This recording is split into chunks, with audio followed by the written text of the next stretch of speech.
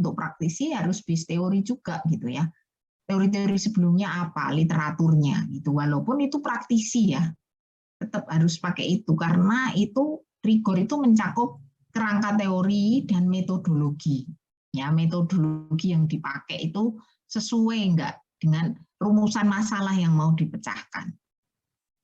Ya, jadi applied pun termasuk dalam scientific research ya seharusnya. Jadi artinya bukan hanya karena menghasilkan teori saja atau temuan baru invention gitu ya. Kalau mungkin eksakta kan temuan baru vaksin gitu ya. Vaksin ya itu temuan baru juga ya. Apalagi yang seperti itu ya, yang apa namanya istilahnya kemarin tuh confidence interval alpha, penyimpangannya itu 5% tambah, itu harusnya scientific. Jadi tidak hanya yang teori, tetapi juga applied pun harusnya scientific. Oke, sekarang kita masuk di tugasnya yang kemarin ya. Tugasnya yang kemarin itu apa sih? The Mobile Phone Company. Siapa yang mau menjawab ya, yang mau berpendapat, kan sudah mengerjakan tugas loh. Kemarin yang mengumpulkan 29 dari 30. Iya, dari 30. Ya, silakan. Ini ceritanya apa sih? Lalu kritiknya terhadap peneliti yang disewa oleh The Mobile Phone Company itu apa? Silakan. Siapa? Sudah mengerjakan semua. Ayo. Saya mau nyoba jawab, Bu. Oke, silakan Cornelius. Ya, jadi The Mobile Phone Company itu ceritanya, ini saya langsung secara singkat aja Bu ya, Iya, singkat aja masalahnya apa, lalu ya, kelompokmu gimana? Mobile Phone Company itu masalahnya pada tahun 2014 itu banyak komplain dari customer gitu kan, seperti kita lihat 0,15 komplain per 1000 in the last 3 months. Jadi dalam 3 bulan terakhir di tahun 2014 itu banyak customer yang mengalami masalah. Nah, masalah ini kebanyakan itu tentang apa namanya layanan selulernya, kayak kalau jadi layanan seluler mungkin dikenalnya di kita sinyal masalahnya, Bu. Nah, dari yang kami kelompok teliti dan kami kritiki, kan ada 8 ciri-ciri penyelidikan ilmiah. Seperti itu ada purposiveness, rigor, testability, replicability, precision and confidence, objectivity, generalizability, sama parsimony. Dari purposiveness ini sudah jelas yang dari masalah The Mobile Phone Company ini, itu adalah tujuannya itu menyelidiki apa yang dialami oleh pelanggan. Keluhannya itu apa yang dialami dari mereka. Kayak dikatakan itu, penyedia layanan seluler merupakan penyedia layanan yang paling banyak dikeluhkan pada 3 bulan terakhir. Jadi perusahaan ingin mencari masalah spesifik yang dialami oleh pelanggan dan menyelesaikan masalah tersebut dengan memberikan solusi. Nah, lalu yang kedua yang rigor, karena perusahaan menginginkan hasil yang cepat, maka dasar teoritis diambil dari sampel sebanyak 100 pelanggan yang relevan. Nah, itu bisa dikatakan di paragraf yang terakhir juga ini kan, because the problem had to be attended to be very quickly, they develop a theoretical base, collect relevant detailed information from a sample of other customer and analyze the data. Jadi ini bagian dari rigornya. 100 pelanggan yang relevan yang adalah yang sering dihadapi, dan dari data tersebut peneliti menggunakannya untuk dianalisa. Lalu yang ketiga itu yang testability. Penyelidikan ilmiah ini juga memenuhi kriteria testability. Nah, ini dikatakan 85% dari permasalahan itu bisa dipercaya bisa diselesaikan permasalahannya bisa diselesaikan dan dialami oleh pelanggan begitu. Lalu yang replicability. Nah, penelitian ini tidak memenuhi, menurut kami tidak memenuhi kriteria replicability, dikarenakan penelitian ini itu lebih percaya pada replikasi temuan studi jika temuan direplikasi dalam studi lain. Informasi dari metode replicability ini harus menciptakan kemungkinan untuk replikasi penelitian. Nah, sedangkan pada kasus ini, Mobile Phone Company itu tidak ada data yang bisa direplikasi dari tahun-tahun sebelumnya. Karena kan yang dikasih tahu cuma 2014 saja, gitu. Precision and confidence. Nah, pada kasus Mobile Phone Company itu sudah menggunakan sebanyak 100 orang untuk menggunakan penelitian untuk mencerminkan tingkat keakurasiannya. Nah, kemudian penelitian ini menggunakan metode confidence, tidak akan sesuai seperti pada kasus Mobile Phone Company, dikarenakan metode ini mengklaim tingkat keberhasilannya sebesar 95%, sedangkan pada kasus Mobile Phone Company kesulitannya hanya 85%. Lalu objektivitinya dikatakan karena dari kasus ini dalam segi objectivity itu terpenuhi.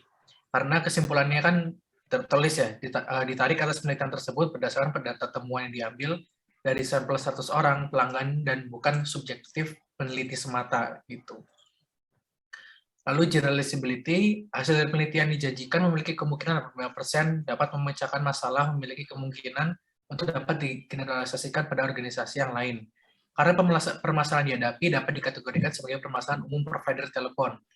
Maka pada kriteria ini pasti penelitian atas kasus ini terpenuhi. Jadi semua provider bisa, jika menghadapi masalah yang sama, kemungkinan besar pasti bisa menyelesaikannya. Nah, untuk yang terakhir, parsimoni. Parsimoni dapat diperkenalkan dengan pemahaman yang baik tentang masalah dan faktor-faktor penting yang mempengaruhinya. Dalam kasus ini, penelitian meyakinkan bahwa hasil penelitian dikatakan akan berhasil memecahkan masalah serta peneliti akan memberikan rekomendasi secara spesifik atas masalah apa yang dihadapi perusahaan. Pada kriteria parsimoni, ini sudah terpenuhi karena hasil penelitian tidak berbelit-belit dengan pemecahan masalah yang bermakna dan hemat. Dan karena juga jelas gitu apa dari awal sampai akhir kita baca dari The Mobile Phone Company ini tujuannya apa, masalahnya apa, terus caranya mereka menyelesaikannya bagaimana, lalu hasilnya seperti apa. Begitu, Bu. Terima kasih. Oke, terima kasih, Cornel. Jadi simpulannya tadi, ini bisa dikatakan scientific atau tidak, atau bagaimana? Kalau secara scientific, umum gitu ya, simpulannya. Ya, kalau secara umum, ini bisa dikatakan sebagai scientific, tapi kalau secara lebih jelas lagi, seperti yang kita tahu kan ada 8 ciri-ciri ya, Bu, pendidikan ilmiah itu scientific research. Ada satu yang nggak terpenuhi, yaitu replicability. Jadi, mungkin kalau secara detailnya itu nggak terpenuhi. Tapi kalau secara umum, iya, ini menurut saya ini tuh scientific research. Oke, terima kasih Cornel. Ya, jadi kalau kita bicara scientific itu kan ini kan sifat ya, jadi nggak hitam putih gitu ya. Oh berarti kalau nggak scientific itu berarti adanya scientific dan nggak scientific gitu ya. Jadi ini kayak gradasi 0 sampai 10 ya. Ada yang mungkin 5, 6 ya. Bahkan kalau kita bicara PhD riset ya, riset oleh PhD pun mungkin sulit untuk bisa sampai 10. Benar-benar scientific gitu ya. Tapi kan arahnya itu ke sana gitu ya, arahnya ke sana, arahnya ke scientific. Ya artinya bisa mencari data seobjektif mungkin atau rigor mungkin ya. Nah, ini itu tadi kalau kita bicara rigor kan terkait dengan metodologi dan teori itu. Jadi tidak ada yang, mungkin ada beberapa yang memenuhi. Kalau secara prosedur kan memenuhi ya. Dia mulai dari mencari jelas riset questionnya ya. Riset, walaupun di sini tidak diberitahu apa sih sebenarnya riset questionnya, tapi ini kan penelitiannya untuk mencari tahu bagaimana apa sih yang sebenarnya dikeluhkan atau yang mempengaruhi, yang menyebabkan konsumen itu mengeluh, sehingga harapannya bisa memberi rekomendasi untuk perbaikan itu. Nah, jadi kalau kita bicara keluhan itu kan ini itu 0,15 ya. Kalau yang bisa ditolerir itu kan keluhan itu seperti defect produk gitu ya. Kalau produknya fisik itu 2% itu biasanya sudah tinggi gitu ya. Mungkin ini nggak sampai kayaknya kalau 15% dari 1000 ya, atau 15% sebenarnya, 15% ya. 5% itu tinggi sekali ya, 15%. Jadi kalau itu pasti ada keluhan ya. Kalau di kita itu kan pasti ada defect produk. Tetapi di atas toleransi kita atau enggak. Kalau masih di sebatas toleransi mungkin tidak jadi problem. Ini ternyata jadi problem itu ya. Oke, jadi ini apa yang tadi yang sudah dilakukan oleh si peneliti ini sebagian sudah scientific, tapi sebagian mungkin kurang scientific gitu. Ya, jadi mungkin memang belum sampai 10, tapi bukan berarti 0 gitu. Jadi ada beberapa yang sudah terpenuhi. Nah, ada yang mau menambahkan ya? Kalau tadi kan kelompoknya Cornel itu yang belum terpenuhinya. Kalau secara proses kan saya kira ini sudah memenuhi, jadi mulai dari riset problem, lalu dia mencari data dan seterusnya sampai akhirnya memberi rekomendasi. Nah, kalau mungkin dari sisi tadi kriteria atau ciri khas atau hal yang menjadi ciri dari scientific research, ada nggak yang berbeda dengan Cornell? Kalau Cornell tadi yang belum terpenuhi apa replicability ya, Ya, Bu, replicability ya. Ya replicability. mungkin ada yang lain, silakan. Ya tidak harus sama ya. Dan ada lagi yang lainnya? Bu, Misalnya, saya coba oke, menjawab. silakan Angelina ya. Iya, Angelina, ya kalau silakan. menurut saya, kalau kelompok saya ini menjawab replicability itu ada, Bu. Sebab menunjukkan bahwa hasil penelitian itu dapat direkomendasikan kepada perusahaan lain yang memiliki kasus serupa berdasarkan dengan analisis data. Jadi, hasil penelitian ini tuh bisa dirujuk kepada perusahaan lain yang kiranya juga memiliki problem yang sama, Bu. Jadi, penelitian ini bisa diaplikasikan kembali. Makasih. Oke, kalau terkait dengan yang lainnya gimana, Angelina? Misalnya terkait purposive dari record dan seterusnya, kelompokmu gimana pendapatnya? Kalau untuk purposiveness-nya ada, Bu.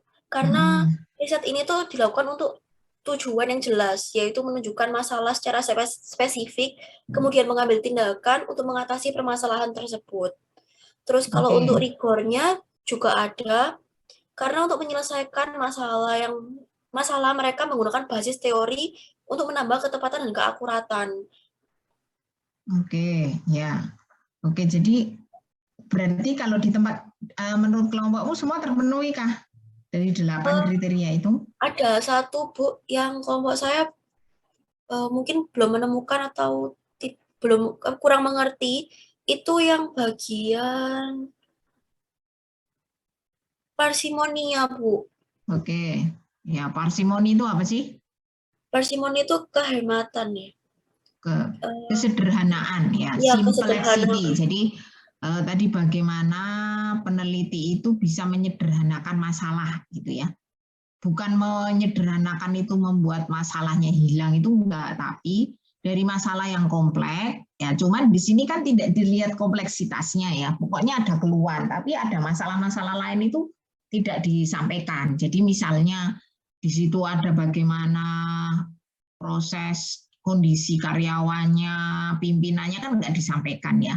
Gambaran tentang kompleksitasnya memang nggak terlihat ya dari kasusnya ini. Ya kalau cuman memang masalah keluhan aja ya artinya memang sudah parsimoni, artinya sudah sederhana gitu ya. Tetapi di sini ya batasan karena case yang sederhana yang gitu ya. Jadi masalah parsimoni memang nggak terlalu tampak. Tetapi kalau memang hanya itu yang jadi gambaran ya berarti sudah memenuhi itu kan. Cuman persoalan bagaimana sih membuat atau masalahnya yang muncul kan banyaknya keluhan gitu aja gitu ya. Berarti yang ini sudah termasuk parsimoni ya, Bu, dari teks ini? Iya bisa dikatakan, tetapi terutama ya ini ada kelemahannya karena tidak tampak case ini tidak menggambarkan kompleksitas masalah gitu. Kompleksitas masalah, lalu juga rumusan masalahnya sampai sampai rumusan masalahnya itu sebenarnya seperti apa tidak terlalu kelihatan gitu. Tetapi tujuannya kan sebenarnya jelas. Jadi nanti kalau kita bicara defining dan refining itu ada proses di mana dari masalah itu menjadi rumusan masalah atau research question. Ya, kenapa? Karena masalah itu besar kan.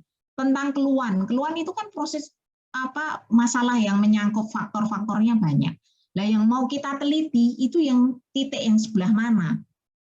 Nah, itu nanti di define ya. Ketika ada kompleksitas yang besar sampai ke yang diteliti titik mana ini kan nggak terlalu tampak gitu, nggak ditampakkan. Jadi bisa dikatakan kalau sebatas ini ya parsimoni, tapi sebenarnya ketika dalam gambaran yang lebih luas itu akan lebih bisa kita melihat bahwa riset ini sudah memenuhi parsimoni atau enggak gitu. Ya, jadi istilahnya itu gini loh. Kalau dalam misalnya kita sakit itu kan kadang misalnya sakit kepala, tapi kan ada misalnya juga mah, juga ini gitu. Nah, kita yang mau kita pecahkan itu yang mana dulu, kan kadang tidak bisa langsung inikan semua. Jadi mungkin titik yang mendasar dulu yang ini, yaitu menyangkut penyederhan simplicity dari masalah yang kompleks, ya. Tapi bukan berarti menyederhanakan itu tidak memecahkan, ya. Itu. Nah, itu yang Masih, nanti Bu. kita, ya. Oke. Saya akan coba kita lihat yang terkait dengan, kalau purposiveness itu sudah cukup jelas, ya. Yang kedua terkait rigor, ya. Rigor itu adalah bagaimana penelitian ini bisa menggunakan menggunakan teori dan ini metode yang tepat, gitu ya. Jadi kalau kita lihat di bukunya Umas Karan itu adalah dasar teori yang baik dan metodologi yang baik itu akan menambah ketelitian. Jadi ini terkait dengan ketelitian atau keketatan dalam proses penelitian, itu terkait rigor. Dalam konteks ini, kalau kita lihat di sini memang telah dikembangkan theoretical base. Jadi si peneliti atau entah konsultan ini sudah mengembangkan theoretical base-nya, entah dari teori atau riset sebelumnya, ya. Lalu dia mengumpulkan detail informasi dari 100 konsumen dan menganalisa data, ya. Mungkin secara teoritis cukup baik, tetapi di sini yang secara metodologi itu tiba-tiba mengambil 100 konsumen, ya itu. Apakah 100 itu salah? Ya enggak juga, tetapi dasar 100 konsumen itu juga perlu dilakukan dari siapa konsumen yang diambil, ya. Jadi misalnya waktu itu saya menyampaikan, oh penelitiannya dilakukan pada mahasiswa Widya Mandala, yang diambil angkatan 2019 semua. Nah, itu kan belum menunjukkan teknik sampling yang baik, karena namanya sampel itu harus mewakili populasi. Ya, jadi kalau 2019 semua ya belum mewakili populasi, gitu.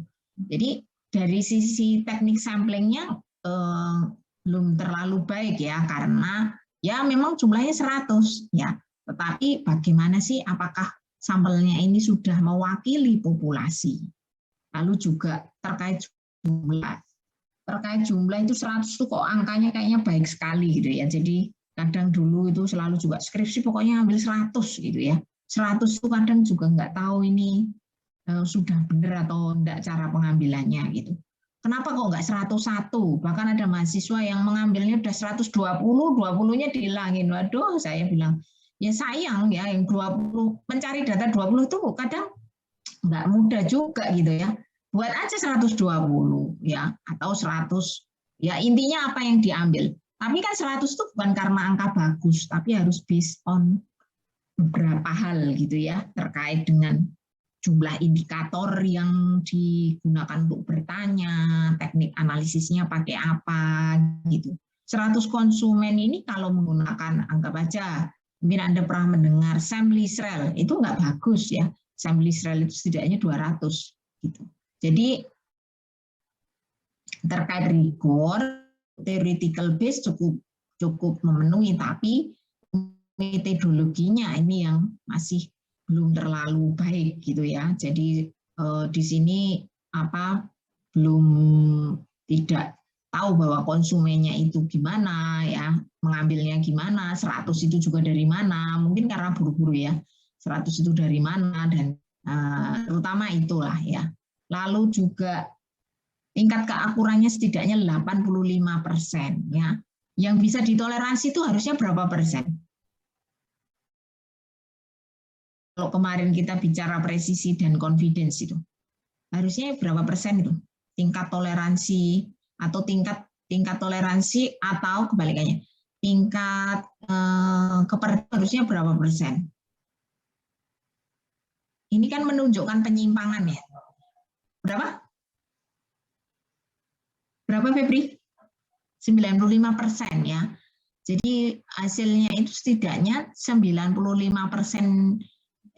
Penyimpangannya itu cuma 5%, gitu ya. Jadi maksudnya gimana?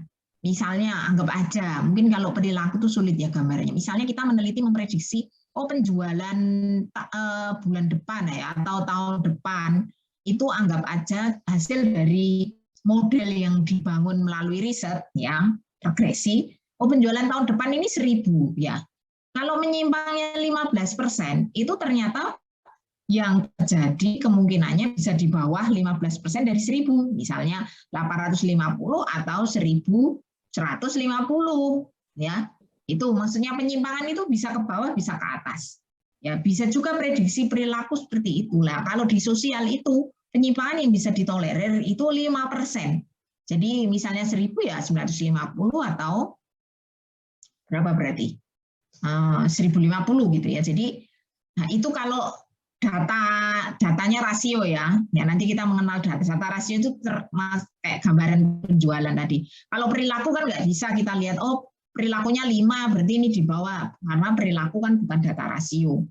Kita datanya data interval ya. Jadi tapi maksudnya itu gambaran penyimpangan ya. Jadi artinya temuan kita itu belum tentu tepat. Ketidaktepatannya itu yang bisa ditolerir itu 5%. Kalau ilmu sosial waktu itu saya sampaikan. Kalau eksakta itu 1%. Ya kalau apa? Misalnya obat. Wah, ternyata penyimpangannya itu jauh. Itu kan fatal untuk manusia misalnya. Sudah diminum itu kemungkinan itu tidak menyembuhkan. Justru malah memberi efek ini atau apa. Itu kan fatal. Maka toleransinya itu 1%. Nah ini ya memang cukup akurat, tetapi masih di bawah batas toleransi itu terkait dengan presisi ya atau confidence interval yang biasanya. Jadi nanti Anda pun misalnya menggunakan analisis berapa alfanya, 5% ya. Maka jurnal-jurnal itu kalau Anda lihat di jurnal rata-rata itu 5%. Kalau di bawahnya kan semakin bagus penyimpangannya. Kalau di atas itu biasanya sulit untuk diterima, artinya menunjukkan penelitian itu nggak terlalu ilmiah. Karena apa? Sulit untuk bisa dipercaya bahwa temuan ini sesuai. Temuan ini nanti memang sesuai dengan fakta, memang benar-benar akan memberikan data objektif yang sesuai dengan fakta yang sebenarnya. Itu coba Anda lihat di jurnal-jurnal itu. Kalau ya nanti minggu depan kita membaca jurnal ketika ada bintang-bintang ya. Biasanya kan ada regresi terus ada bintang. Bintang ini apa sih? Bintang itu menunjukkan tingkat confidence alpha ya, penyimpangannya itu sampai berapa gitu. Ini yang terkait dengan confidence dan presisi ya. Jadi ya pada prinsipnya seperti tadi yang disampaikan oleh teman-teman Anda, ini tidak murni 100% scientific ya, tapi bukan berarti tidak scientific. Ada beberapa yang sudah terpenuhi kayak purposiveness, lalu juga ada yang sudah terpenuhi misalnya terkait dengan sebagian dari rigor tadi, walaupun yang secara metodologi masih perlu dilakukan dengan lebih baik ya. Karena kalau metodologinya bagus, itu kemungkinan direplikability juga bagus ya. Maka biasanya kalau Anda mencari jurnal, disuruh mencari jurnal kan mesti yang jurnalnya yang bagus, yang ini, yang ada jurnal-jurnal internasional yang misalnya di mana atau terindeks, atau kalau jurnal bahasa Indonesia itu yang terindeks Sinta. Kenapa? Karena jurnal itu di review lah, diperiksa terkait dengan keketatan dalam metode, sehingga ketika Anda mereplikasi itu Anda melakukan juga dengan baik ya. Kan kita melihat itu lalu kita coba lakukan dengan hal yang sama walaupun konteksnya beda gitu ya, dilakukan sehingga hasilnya juga lebih baik untuk membantu untuk menggeneralisasi lah. Terkait generalisasi kalau dilakukannya di satu organisasi itu memang lebih sulit digeneralisasi ya. Sulit digeneralisasi, apalagi pengambilan respondennya nggak bagus ya, belum tentu. Jadi misalnya tadi WM di angkatan 2019 lalu digeneralisasi mahasiswa WM, lalu digeneralisasi pokoknya di mahasiswa ya, itu kan sulit, sebenarnya nggak bisa untuk digeneralisasi bahwa terkait itu bisa dilakukan di mahasiswa lain karena pengambilan sampelnya juga misalnya belum tepat. Jadi metodologi itu penting juga hubungannya untuk dalam hal replikasi. Bisa direplikasi ya.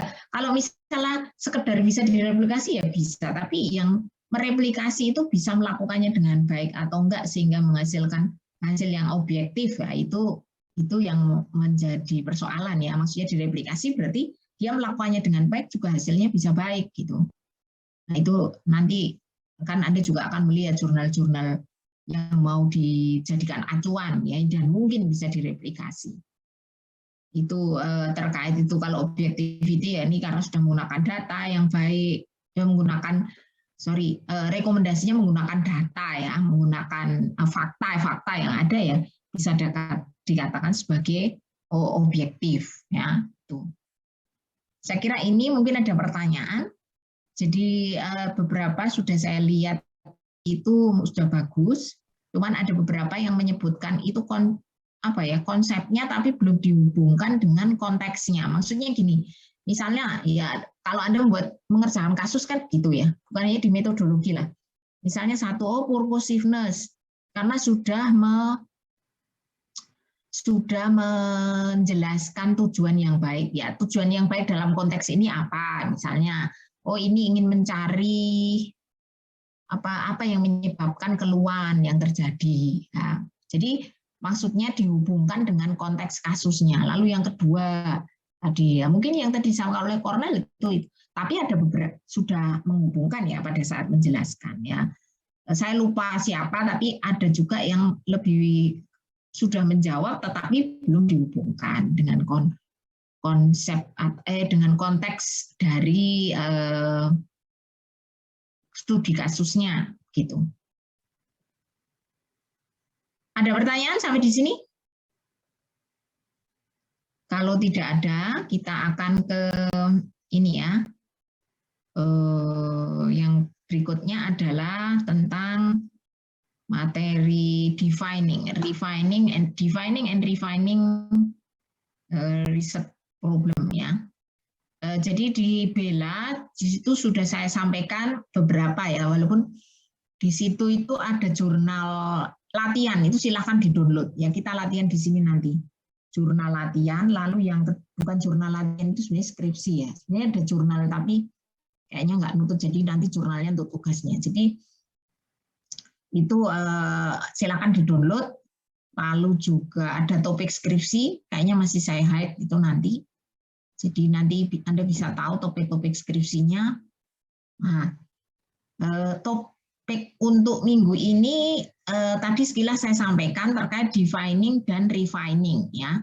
Jadi sebenarnya ya seperti kemarin kan, kita sejak awal itu telah belajar bahwa yang namanya penelitian itu adalah memecahkan masalah. Jadi pasti di skripsi, hampir setiap ujian skripsi pasti pertanyaannya sebenarnya masalah apa sih yang terjadi sehingga kok Anda meneliti ini gitu ya. Masalahnya apa? Nah, persoalannya kadang kan biasanya disuruh tuh fenomena ya. Fenomena itu sebenarnya masalah, menunjukkan masalahnya gitu ya. Menunjukkan masalahnya. Jadi misalnya begini, ada mahasiswa saya yang sekarang itu meneliti tentang brand. Saya lupa ya brand apa ya, brand awareness atau brand, pokoknya tentang brand di Honda. Saya akan tanya, sebenarnya masalahnya apa sih di Honda? Kok yang diteliti brand? Bukannya Honda itu brandnya sudah kuat, ya kan? Orang aja naik motor itu bukan naik motor ya, naik Honda. Berarti kan sangat kuat kan itu. Bahkan di kampung saya itu naik motor itu Honda. Berarti kan brandnya sangat kuat ya. Jadi apa masih relevan untuk meneliti brand di Honda? Itu contohnya begitu. Jadi maksudnya itu apa? Jangan lupa bahwa yang namanya fenomena itu di situ ada masalah. Ya, masalah itu yang menjadi latar belakang untuk penelitian. Nah, oke, kita sekarang bicara soal defining itu berarti mendefinisikan masalah, lalu memperbaiki, refine itu memperbaiki masalah menjadi yang bisa diteliti. Karena kalau masalah itu terlalu luas gitu ya.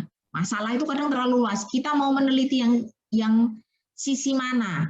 Nah, itu yang kita bicara refining. Oke, kita masuk di materi. Apa sih sebenarnya masalah itu? Kemarin kita sudah membahas masalah itu apa ya? Masalah itu apa?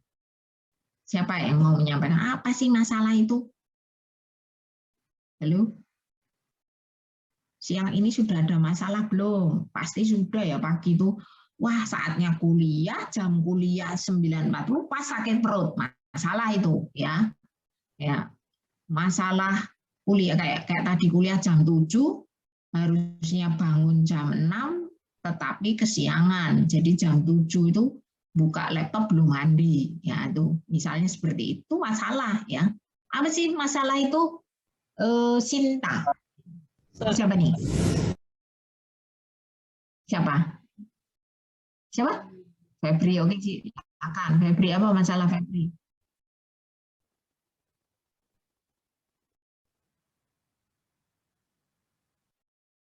Tidak sesuai keinginan kita. Oke. Bisa diperjelas siapa itu tadi yang saya tunjuk? Sinta ya? Iya, Bu. Ya, gimana Sinta? Masalah yang terjadi tidak sesuai dengan keinginan kita seperti misalnya kayak kita hari ini mau ada acara mau ngapain, tetapi kita terhalang oleh sesuatu, jadi nggak sesuai dengan apa yang kita harapkan hari ini itu. Berarti nggak sesuai antara apa dan apa? Ketidaksesuaian antara apa yang kita harapkan itu tidak sesuai ekspektasi dan realita gitu, Bu. Oke. Jadi antara yang seharusnya, yang ideal dengan yang faktanya. Yang ideal jam 6 itu sudah bangun, ya toh? Mandi kalau kuliah jam 7. Jadi jam 7 itu sudah kuliah, mandi, sudah makan. Tapi ternyata sampai jam 7 itu baru bangun. Ya, salah ya. Itu contohnya. Jadi antara realita dengan yang ideal. Idealnya kalau kita menjalankan iklan, program-program dengan baik, harusnya penjualan naik atau stabil lah minimal. Ternyata penjualannya turun. Nah, itu masalah ya. Ya seperti sekarang ini kan banyak cara yang dilakukan tetap aja penjualan itu nggak naik ya atau penjualan turun, berarti ada sesuatu. Itu masalah ya. Jadi masalah itu gap kesenjangan ya antara yang aktual dengan ideal. Ya, ideal itu ya kalau saya lebih suka menggunakan kata ideal. Ideal itu belum tentu keinginan kita ya, tapi ideal itu yang seharusnya. Yang seharusnya itu ya tadi kalau yang seharusnya apa? Yang seharusnya kan tadi ya sesuai dengan rencana bisnis penjualannya naik, tapi ternyata penjualannya turun padahal ini program-programnya sudah dijalankan ya. Itu jadi itu yang disebut masalah. Jadi dan itu menjadi awal mula dilakukannya penelitian. Jadi penelitian itu punya kontribusi ya kan punya kontribusi Bu, karena syarat lulusnya itu harus skripsi ya itu. Tapi kalau penelitian itu bisa memberikan kontribusi terhadap sebuah bidang ya, minimal mengembangkan konsep atau ini bisa membantu industri atau organisasi tertentu, ya itu semakin berkontribusi membantu memecahkan masalah itu. Ya, ini contoh-contoh masalah ya. Apa nih, di perusahaan penerbangan delay yang membuat konsumen itu frustasi menunggu lama. Dia bisa melakukan switching behavior negatif word of mouth ya. Jadi kalau jengkel kan gitu ya. Lalu staff turnover yang lebih tinggi dibanding yang diantisipasi. Jadi staff keluar masuknya karyawan itu biasa, tetapi kalau melebihi normal ya itu sudah menjadi masalah. Ya kayak tadi, keluhan itu biasa. Ya namanya konsumen manusia kan, ya ada aja yang mengeluh. Tetapi kalau keluhannya di luar di atas batas toleransi itu sudah menjadi problem. Nah, itu. Barang hilang kalau di toko retail itu ya. Barang hilang itu biasa, tetapi kalau lebih dari 2% yang hilang itu sudah problem itu, ya. Itu sudah problem karena itu kan ada cadangan asuransi ya, walaupun dibangun sendiri ya seperti itu ya tidak bisa menutupi ya. Itu masalah. Termasuk juga misalnya flexible work hours ya. Misalnya sekarang ini WFH ya. WFH WFH karena apa sebenarnya WFH itu sebenarnya sekarang mau nggak mau, tetapi menjadi masalah ketika banyak distraksi, ya toh. Kalau di rumah itu kan banyak distraksi. Distraksinya apa? Tempat tidurnya, belum lagi ini macam-macam lah ya distraksinya itu. Nah itu bagaimana menyelesaikan itu? Maksudnya gimana ya? Mau nggak mau kan sekarang ke WFH, tapi gimana mengurangi distraksi itu? Nah, itu misalnya penelitiannya bisa dilakukan untuk itu. Itu contoh-contoh masalah ya. Pokoknya di sini this problem ya. Masalah itu biasanya umum, sifatnya umum kayak tadi keluhan itu umum. Terus tadi apa ya? Keluhan saya lupa, yaitu yang tadi barusan di mobile phone company kan terkait keluhan itu umum. Nah ini masih harus ditransformasi ke dalam topik yang bisa diteliti, ya. Researchable itu berarti yang bisa diteliti, yang bisa diteliti ya dengan sesuai dengan kemampuan kita ya, gitu. Jadi mungkin bisa diteliti, tetapi konteks mahasiswa S1, S2, S3 kan beda. Jadi perlu ditransformasi, makanya tadi istilahnya refining ya. Kita perlu mentransformasi masalah yang luas di dalam topik yang visible, yang spesifik untuk penelitian. Jadi dengan membuat itu menjadi lebih spesifik dan precise ya, dengan setting yang jelas. Jadi lingkupnya itu mau sejauh mana? Mungkin secara variabel juga spesifik. Jadi misalnya tadi kalau tadi itu misalnya terkait keluhan ya, kita mau lebih spesifik itu apa? Mau mencari keluhan, apa yang menyebabkan keluhan ya, apa saja sih faktor yang menyebabkan keluhan, atau lebih spesifik lagi kenapa? Karena sebenarnya banyak penelitian yang sudah meneliti itu ya, yang menyebabkan keluhan itu terkait service quality misalnya, service quality itu mengaruhi keluhan. Terus apa mengaruhi ya? Yang mau disorot yang mana? Ya, dari sisi SDM-nya saja, dari service produknya saja, atau dari aspek yang lain. Jadi artinya dari yang luas itu ya dibuat menjadi lebih spesifik sehingga nanti itu rekomendasinya menjadi lebih jelas. Biasanya kalau penelitian yang sangat luas itu malah nggak dalam, rekomendasinya nggak terlalu jelas gitu ya, seperti itu. Jadi nah itu. Lalu batasannya, mau di satu perusahaan atau bisa di beberapa perusahaan. Kalau penelitian permintaan seperti di mobile phone company ya pasti di satu perusahaan, karena applied research itu biasanya di satu perusahaan untuk merekomendasi persoalan yang di mereka. Ya, tapi kalau basic research ya biasanya lebih dari satu perusahaan ya, agar bisa lebih digeneralisasi. Jadi bisa diterapkan di basic research biasanya kan digeneralisasi, walaupun bukan berarti asal semua perusahaan ya, enggak juga. Misalnya diberi batasan, oh saya ingin meneliti terkait keluhan atau penanganan keluhan ya, atau faktor yang mempengaruhi keluhan di industri retail aja ya, atau industri jasa aja, jasa yang di luar retail ya. Jadi enggak semuanya ini. Jadi maka batasannya terus jelas, karena terlalu luas itu karakteristiknya beda. Model apa pelayanan jasa atau produknya juga beda. Ya, lalu juga perspektif dari kita ya, yang kita meneliti subjeknya itu ya, subjek yang kita teliti itu bagaimana? Karena ini semua itu mempengaruhi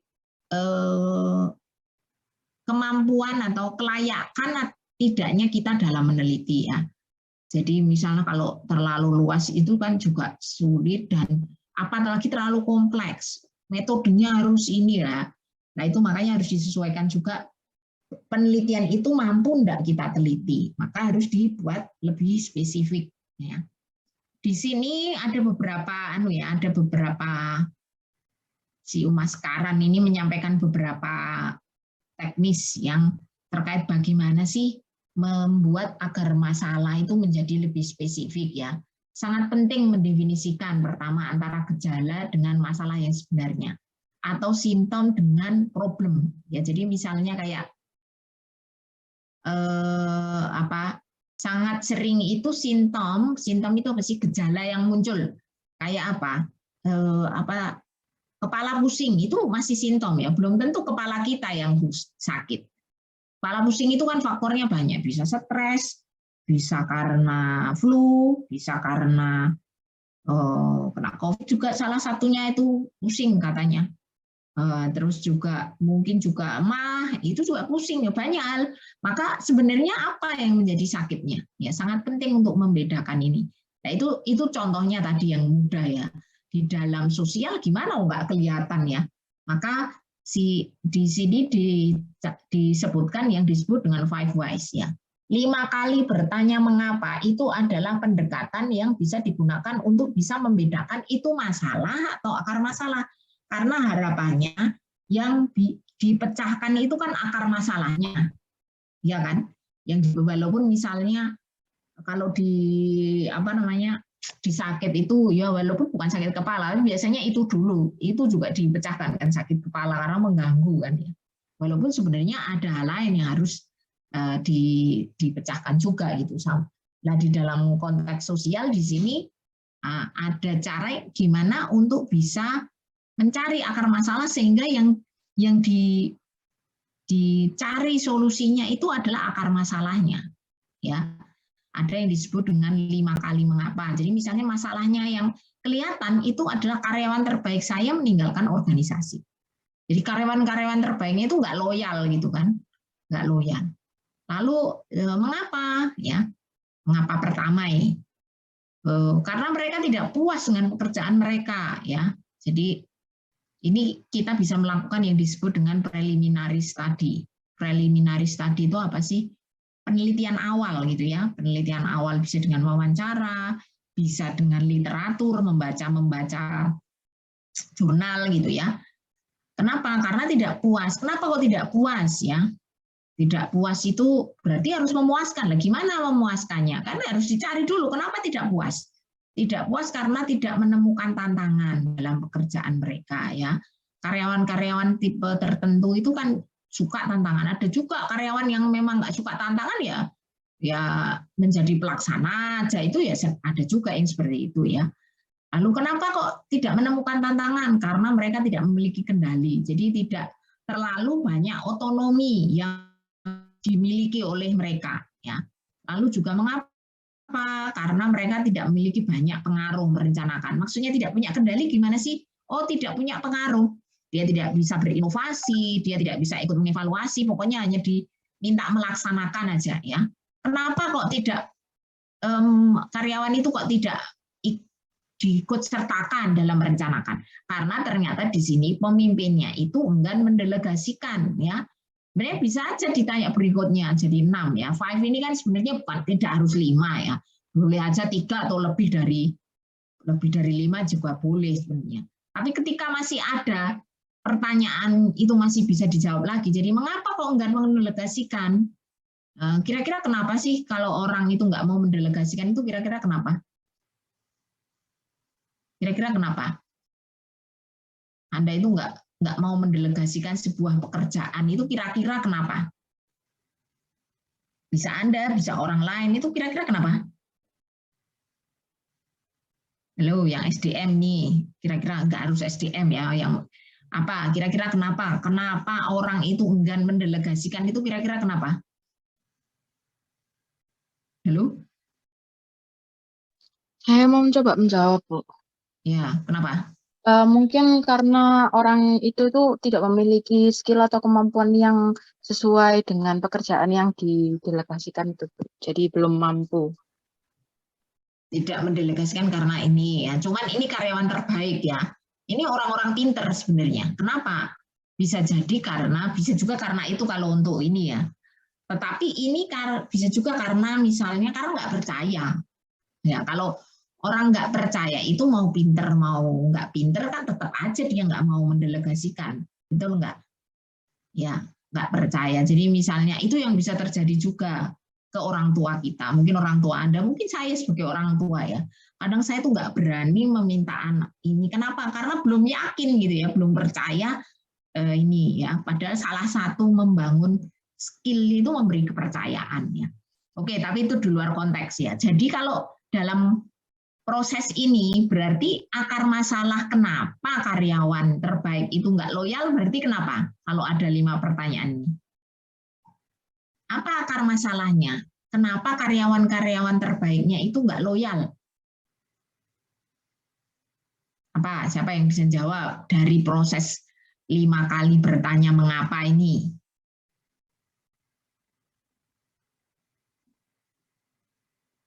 Ini kan sebenarnya urut ya. Jadi maksudnya jawaban kedua itu kenapa? Karena jawabannya ini masih bisa ditanya mengapa lagi. Jadi misalnya mengapa? Karena tidak puas. Kenapa tidak puas? Karena mereka tidak menemukan tantangan. Kenapa tidak menemukan tantangan? Karena mereka dan seterusnya. Ya, jadi simpulannya berarti kenapa karyawan terbaiknya nggak loyal? Ayo siapa? Siapa tadi yang belum ya? Habis Helen, Roy, Steven. Apa Steven? Ada nggak Steven ini? Halo Steven? Nggak ada kah? Oke, ada Steven nih. Steven Barnett. Halo Bu. Ya, berarti simpulannya apa? Apa yang membuat karyawan-karyawan terbaik ya di sini ya di masa ini itu tidak loyal? Itu apa Steven berarti? Mungkin karena lingkungannya tidak kondusif dan tidak memungkinkan untuk nyaman, Bu. Kamu bisa lihat nggak PPT-nya? Kok buat variabel baru kamu itu? Bisa lihat PPT-nya nggak? Coba dibuka kameramu. Saya pengen lihat. Nanti ketemu di jalan nggak tahu. Sering ketemu aja lupa ya. Ya, Berarti apa coba? Kamu lihat PPT yang saya tampilkan nggak? Ini ada PPT-nya toh? Dilihat toh? Ada. Nah, oke. Berarti apa akar masalahnya sehingga karyawan terbaik ini nggak loyal? Apa masalahnya?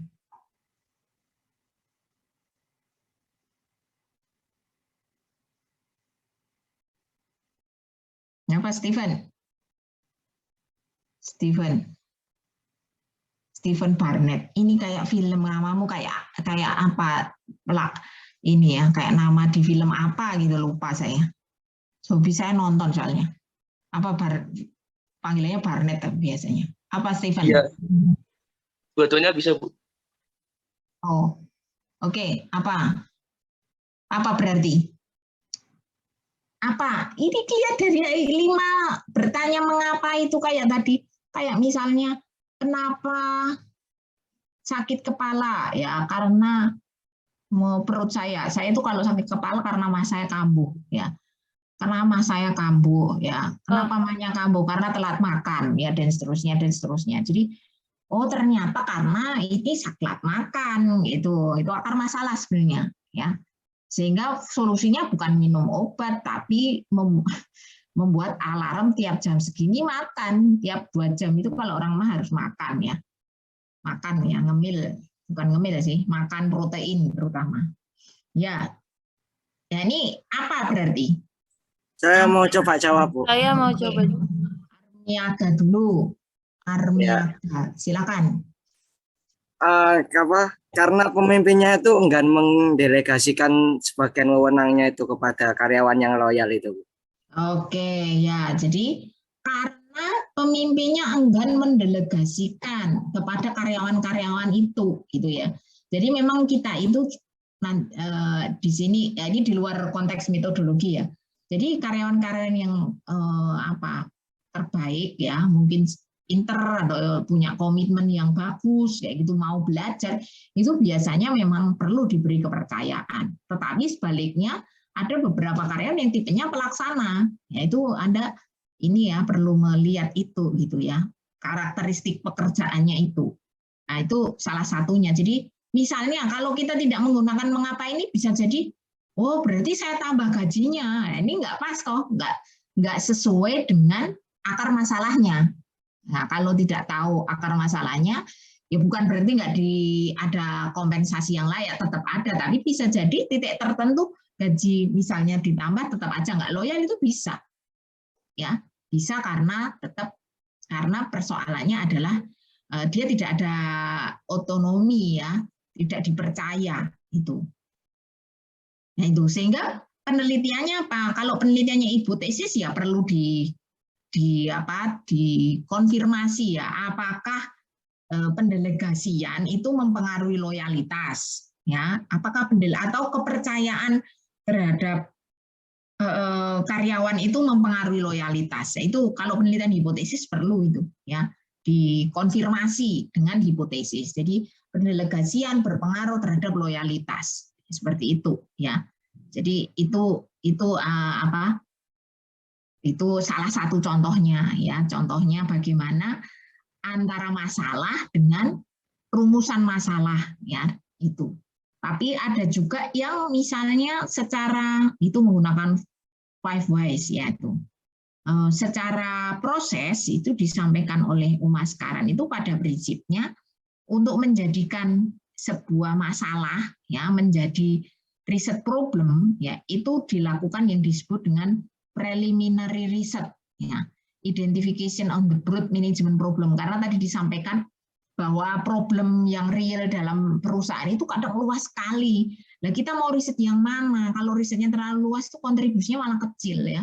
Kurang bisa memberikan rekomendasi yang bagus, maka dispesifikan dan menggunakan yang disebut preliminary research, ya. Apa sih preliminary research? Riset pendahuluan. Ya, kalau di studi S3, PhD itu preliminary research sendiri ada ujiannya. Jadi prelim itu apakah sudah benar menyampaikan rumusan masalah. Kalau Anda kan enggak, ya. Jadi tapi preliminary research itu sebenarnya apa sih? Preliminary research itu studi pendahuluan. Ya, studi pendahuluan itu bisa dari misalnya kalau retail tadi, di industri retail yang terjadi, ya, kalau di marketing itu misalnya Anda mau meneliti objeknya apa, jasa penerbangan, ya, sekarang yang saya bimbing, ya, mahasiswa marketing itu jasa penerbangan yang kapan hari kan mengalami penurunan, ya, penurunan yang drastis, ya. Lalu bagaimana di masa pandemi itu orang tetap berani terbang? Apa yang harus dilakukan? Itu problemnya. Lalu juga sebelumnya itu dicari-cari. Preliminary research itu bisa menggunakan beberapa cara, ya. Bisa dari media. Sekarang yang terjadi di dunia penerbangan itu masalahnya apa, toh? Bisa juga wawancara, ya. Jadi bisa mengetahui apa sih sebenarnya problemnya di situ, ya. Lalu apa sih yang harusnya direkomendasi? Misalnya yang direkomendasi itu nanti bentuknya adalah meyakinkan, ya, konsumen untuk mau berani terbang, ya. Mau berani terbang itu kan macam-macam, bisa saja punya kesempatan terbang tapi takut dengan COVID misalnya, ya, atau memang nggak ada kesempatan terbang juga bisa gitu, ya. Tapi artinya yang ada kesempatan tapi tetap tidak tertarik gitu, ya, untuk jalan-jalan misalnya seperti itu. Nah, ini, ya, jadi prelim itu bisa melalui wawancara, bisa melalui media sosial terkait data-data yang terkait dengan yang masalah yang mau diteliti, ya. Seperti tadi kasusnya nanti yang mau kita belajar dari kakak kelas Anda yang tadi saya minta untuk download, itu dia tidak wawancara, tapi ada juga yang wawancara, ya, wawancara dengan orang yang di bidang penerbangan atau konsumen yang sering terbang misalnya, seperti itu. Atau bisa dari data organisasi, ya, ini kontekstual, ya. Lalu yang kedua bisa juga dari literatur terkait dengan topik yang kita teliti. Jadi menjadi lebih spesifik, ya. Jadi misalnya tadi misalnya tadi yang saya contohkan, ya, mahasiswa yang penelitian terkait dengan layanan jasa penerbangan, itu kan luas, ya. Kenapa menurun itu faktornya juga banyak. Salah satunya selain eksternal. Kalau kita mau bicara, penyebabnya karena COVID, ya, kita nggak bisa penelitian di bidang itu. Tapi kalau layanan jasa, bisa penelitian. Dan spesifiknya apa? Yang pernah meneliti sebelumnya terkait layanan jasa apa? Ternyata ketika bicara layanan jasa itu, masih sangat jarang yang meneliti terkait layanan jasa di masa pandemi, ya, masih sangat jarang. Tapi ada, tapi masih sangat jarang, ya. Jadi literatur itu jasa seperti layanannya harusnya seperti apa, ya. Lalu layanan yang seperti apa yang misalnya bisa meningkatkan orang untuk berani terbang itu, nah, itu yang spesifik mau diteliti. Ya, jadi mulai dari yang luas, akhirnya bisa ke spesifik karena ada data-data yang memperkuat ya, atau referensi yang menunjukkan oh yang mau kita teliti itu di bidang ini ya. Jadi tadi misalnya kalau saya contohkan tadi, oh keluhan tadi kan faktornya apa sih? Mau dari SDM-nya atau dari produknya atau dari prosesnya dan seterusnya. Nah itu kita bisa menjadi spesifik ya, istilahnya itu apa? Dari komplikasi masalah itu yang menjadi concern kita itu yang mana? Nah itu maksudnya adalah rumusan masalah atau riset problem atau problem statement yang mau kita tindak lanjuti dengan penelitian. Ya. Oke. Lalu ini ada istilah ya, tadi ada research question, ini problem statement ya. Problem statement itu biasanya pernyataan masalah itu mempertegas masalah ya. Sebelum kita mengajukan yang disebut research question dan riset atau riset objektif ya. Jadi problem statement itu apa sih? Pernyataan yang tidak ambigu, spesifik dan fokus, di mana masalah itu diarahkan dari sebuah perspektif akademik, ya perspektif peneliti lah, ya.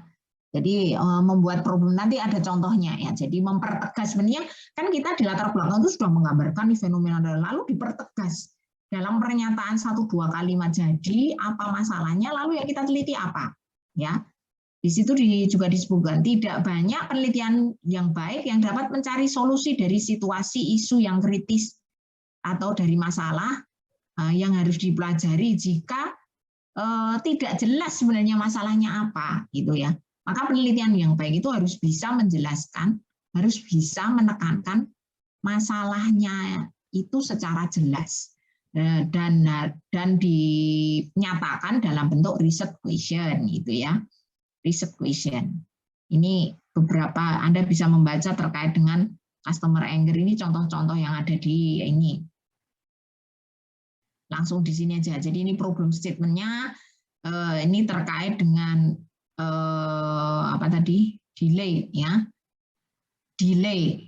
Ya, banyaknya delay dan lamanya delay itu mungkin membuat banyak frustasi ya di antara penumpang ini. Dan akhirnya bisa switch itu perilaku berpindah atau melakukan negatif mode ya. Sehingga apa? Ketika konsumen itu melakukan negatif mode itu akan memberikan dampak yang jelek bagi perusahaan. Nah, itu problemnya.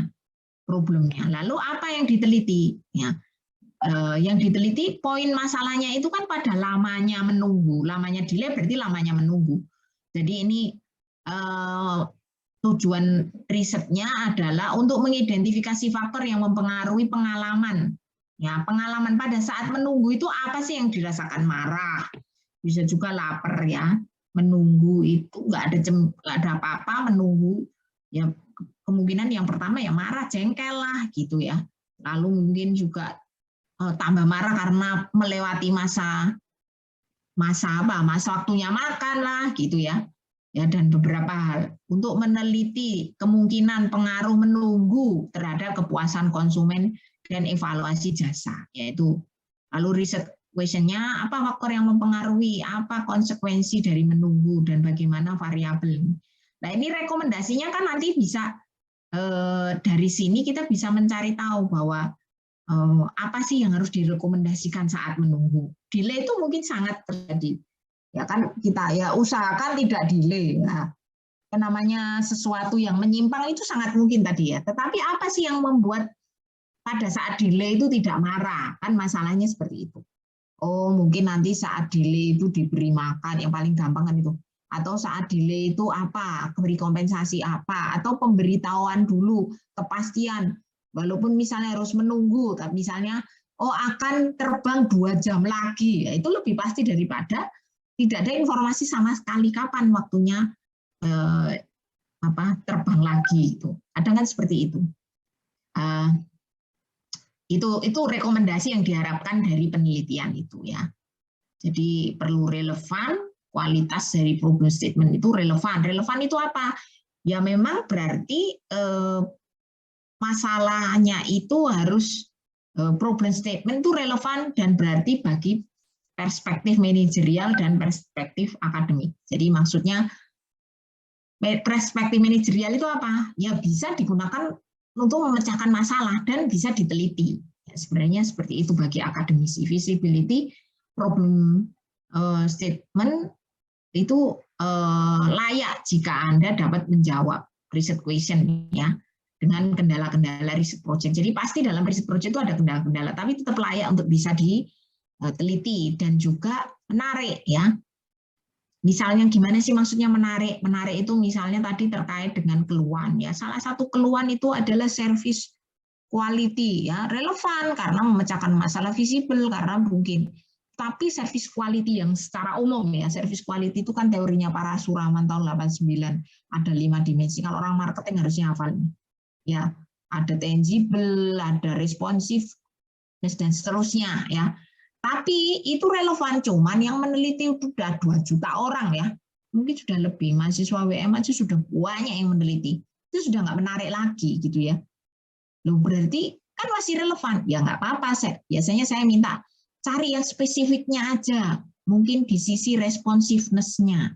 Ya, responsiveness itu kemampuan merespon ketika misalnya konsumen itu menyampaikan sesuatu ya atau apa. Istilahnya di salah satu sisi itu ada variabel yang sekarang itu lebih detail. Walau itu bagian dari service quality daripada yang luas, sudah banyak, sudah nggak menarik lagi gitu ya. Nah itu contohnya menarik karena penelitian itu butuh waktu ya. Dan kalau bisa kan Anda ini anu sih di luar ini dalam konteks apa? Anda sebagai mahasiswa kalau bisa publikasi ya lebih bagus ya. Ya jadi nama Anda itu nanti dicari, oh si ini siapa tadi misalnya Clara, oh publikasi di jurnal ini. Ya, itu salah satunya untuk bisa publikasi itu karena topiknya itu sellable, topiknya menarik. Ya, topiknya menarik yang apa? Karena masih jarang diteliti. Oke, ini terkait dengan relevan tadi ya sudah. Nah, oke tadi kan kita bicara bahwa masalah itu harus diterjemahkan dalam riset question. Nah, riset question itu ada beberapa jenis ya. Ada yang disebut dengan exploratory research question. Exploratory itu apa sih? Exploratory, siapa yang tahu exploratory biar nggak ngantuk ini kalau saya ngomong terus. Apa exploratory itu? Apa sih exploratory? Siapa nih? Virginia. Apa? Exploratory itu apa Virginia? Halo? Ada nggak Virginia nih?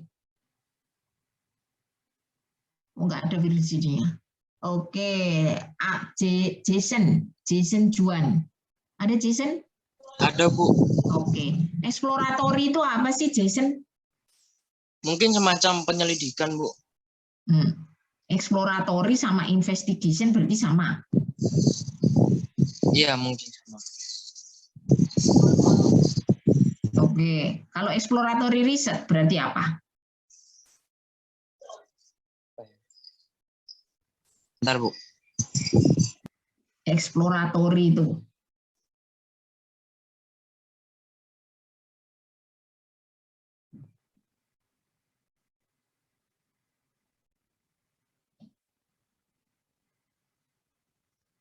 Halo. Halo Jason. Iya, Bu. Apa? Kira-kira explore kan ada tuh judul-judul di TV itu explore apa mungkin apa itu explore itu eksplorasi lah, eksplorasi minyak itu apa sih sebenarnya? Mungkin saya mau menjawab, Bu. Oke, siapa nih? Aprilia. Iya, apa Aprilia? Mungkin kalau exploratory riset itu penelitian yang belum banyak diteliti oleh banyak orang. Oke. Explore Aprilia. Nomor berapa kamu? 180. Satu di balik ya. Oke, belum diteliti. Jadi maksudnya eksplorator itu kan menggali, ya. Ya, belum terlalu banyak Eksplorasi itu detail orang. menggali ya, menggali karena menggali yang pertama kali itu eksplorasi ya, eksplorasi. Kalau eksploitasi kan sudah digali lagi, dieksploitasi gitu ya. Kalau eksplorasi itu menggali, kenapa? Karena ini belum, masih jarang diteliti. Tidak banyak yang mengetahui tentang fenomena ini. Misalnya terkait COVID itu banyak ini penelitian-penelitian eksplorasi. Maka kalau Anda misalnya cari jurnal itu masih banyak yang penelitiannya itu masih sederhana, konseptual, kualitatif, karena masih eksplorasi. Apa sih yang terjadi dengan sekarang ini? Layanannya itu berubah semua. Ya toh, bisnis berubah. Perilaku kita berubah semua gitu. Ya, itu eksplorasi. Maka riset questionnya biasanya adalah misalnya apakah faktor kayak gitu ya. Jadi apa sih apa yang menyebabkan terjadinya fenomena ini misalnya. Terus bagaimana ya misalnya begitu, bagaimana proses penilaian kinerja yang karyawan yang WFH, yaitu itu eksplorasi ya. Apakah apa ya bentuk-bentuk ya proses monitoring pimpinan terhadap karyawan yang WFH ya, atau dalam marketing juga bisa seperti itu ya. Marketing misalnya bagaimana melakukan apa atau bagaimana membuat, kalau sekarang ini kan istilahnya apa, di era internet tuh nggak ada loyalitas, tapi mungkin masih ada. Kenapa? Karena orang switch itu gampang kok. Switch itu kan gampang sekali. Di handphone Anda ada berapa toko itu, di handphone Anda berapa bank gitu ya. Nggak usah pakai handphone, pakai ini juga bisa. Orang gampang sekali. Kalau dulu kan switch itu mudah ya. Switch itu mudah itu, kalau dulu switch itu sulit ya. Kita mau pindah toko tuh harus naik transport lagi, pindah ke sini dan seterusnya lah. Sekarang kan duduk aja kita bisa pindah kemana aja, ya, switch. Makanya istilahnya di dalam dunia online tuh nggak ada loyalitas. Tapi apakah betul itu? Ya, tapi mungkin masih ada. Nah, misalnya di marketing ingin mencari apa sih tetap membuat konsumen itu loyal di dalam dunia yang virtual ini. Itu eksplorasi misalnya. Tapi catatannya ketika belum ada yang meneliti terkait itu eksplorasi. Maka biasanya masih bagaimana, ya? Apakah faktor-faktor yang mempengaruhi? Maka kalau misalnya tadi keluhan itu, apakah faktor-faktor yang mempengaruhi keluhan di mobile phone itu eksplorasi? Itu eksplorasi. Tapi misalnya begini, ya, apakah layanan karyawan mempengaruhi keluhan? Nah, itu bukan eksplorasi. Itu sudah deskriptif, ya. Atau ada yang menyampaikan kalau kalau sekarang menyampaikannya deskriptif, tapi kayak ada buku lain yang menyampaikan itu bukan eksplorasi, bukan deskriptif, tapi eksplanatori ya, atau konfirmasi. Itu kan mengkonfirmasi, penelitian konfirmasi untuk mengkonfirmasi apakah variabel ini mempengaruhi ini. Nah, kalau deskriptif research question, namanya deskripsi, ada mendapatkan data yang menggambarkan topik tertentu ya. Deskripsi itu bisa kuanti, bisa kuali ya. Melibatkan pengumpulan data kuantitatif seperti kepuasan, produksi, penjualan, demografi ya, atau kumpulan dari informasi kualitatif. Kualitatif itu seperti apa sih? Dengan wawancara ya. Apa sih yang menyebabkan Anda loyal? Datanya berupa wawancara, kata-kata. Polanya gimana Bu? Di coding ya, itu nanti ya. Karena kebanyakan Anda kan kuanti ya. Atau korelasional studies, menggambarkan hubungan antara variabel ya. Atau pengaruh variabel A terhadap variabel B itu termasuk korelasi. Jadi kalau misalnya pengaruh layanan karyawan terhadap tingkat keluhan, itu sebenarnya bagian dari studi korelasi yang menunjuk mengkonfirmasi ya, mengkonfirmasi. Tapi kalau menurut sekarang di sini tuh studi korelasi, bukan penelitian kausal itu ya. Jadi kausal ya. Ini yang sering terjadi karena saya berapa kali itu kausal itu apa sih? Kausal itu penelitian untuk melihat pengaruh A terhadap B, ya. Tetapi A-nya ini dikontrol sehingga yang mempengaruhi B ini benar-benar A, bukan yang lain-lain.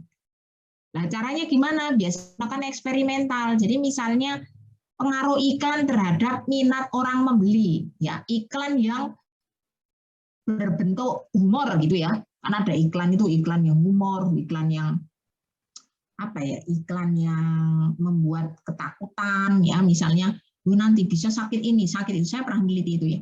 Sakit ini itu kan iklan yang menimbulkan fear appeal ya. Tapi ada juga iklan yang menggunakan humor. Nah, misalnya Anda meneliti nih karena eksperimental itu banyak di marketing ya.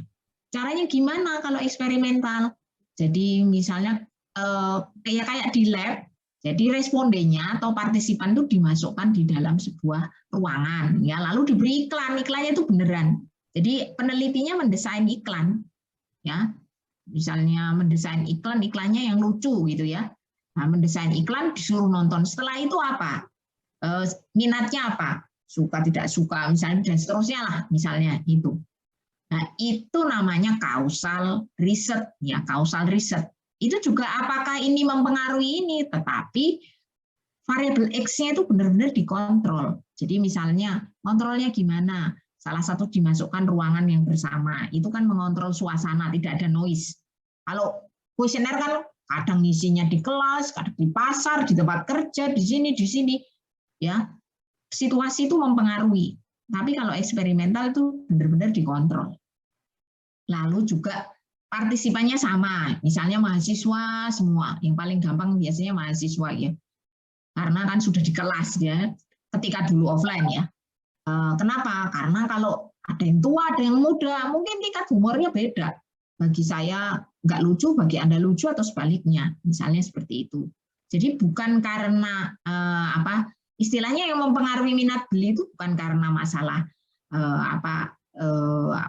lingkungan, ya, demografi dan lain-lain itu tidak sudah dikontrol sehingga yang mempengaruhi variabel Y ini benar-benar X, ya itu namanya causal research atau causal study. Walaupun rumusan masalahnya bisa jadi beda, tetapi kalau tanpa kontrol itu masih yang disebut dengan correlational study, bagian dari descriptive study, yaitu itu biasanya nanti di bab 3 ditanya apa sih sama-sama pengaruh tapi kok jenis penelitiannya beda ya.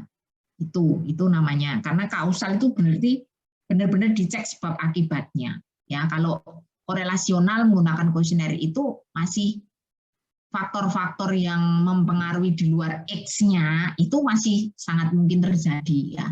Tapi tidak apa-apa bagi namanya kembali lagi tadi eksperimental itu mungkin rigornya itu cukup tinggi ya. Tetapi bukan berarti yang menggunakan correlational study itu tidak rigor ya, ada, tapi kembali lagi ke gradasi tadi ya, tergantung level ya. Bagi S1 cukup, nggak perlu pakai eksperimental gitu ya. Ya ada juga, tapi saya belum ini ya, di WM belum biasa. Kalau dulu di saya tuh pernah S1 menggunakan eksperimental ya, mendesain iklannya nggak pakai, kalau sekarang kan iklan pakai ini semua ya, video ya, itu yang sulit. Kalau dulu itu hanya pakai ini gambar gitu ya, mendesain gambar gitu. Nanti saya beri contoh di setelah UTS eksperimental seperti apa gitu. Oke, itu ya, itu terkait beberapa jenis penelitian dan riset question-nya. Jadi poinnya di sini adalah bahwa di dalam introduction nanti atau introduction ini sebenarnya adalah konten dalam pendahuluan. Ya, kalau di dalam skripsi ya, skripsi redaksi, skripsi konten pendahuluan. Tetapi pada dasarnya motivasi meneliti itu di sini. Jadi harus ada masalah dan perlu menerjemahkan masalah itu di dalam riset question dan tujuan riset. Yaitu. Oke, sekarang coba sampai di sini ada pertanyaan enggak? Kalau tidak, sekarang coba dibuka itu latihannya tadi. Revisi bab 1 itu belum revisi akhir, tapi enggak apa-apa, sudah cukup bagus itu. Saya minta tolong ini sudah saya ini ya, multiple. Nah, saya minta tolong coba ditampilkan Laurencia. Ada Laurencia? Laurencia violin. Halo? Laurencia, ada nggak? Kalau nggak ada, Yuanda, ada nggak? Ada, Bu. Oke, Anda bisa menampilkan tadi Bisa. filenya? Oh, file yang mana, Bu? Yang Nih, barusan ini kah? yang bukan, yang ada di Bella. Anda sudah bisa membuka, toh? Ada yang sudah membuka? Aku belum buka sih, Sudah, Bu. Bu. Jurnal latihan sudah dibuka? Sebentar, Bu. Saya buka. Di Bella.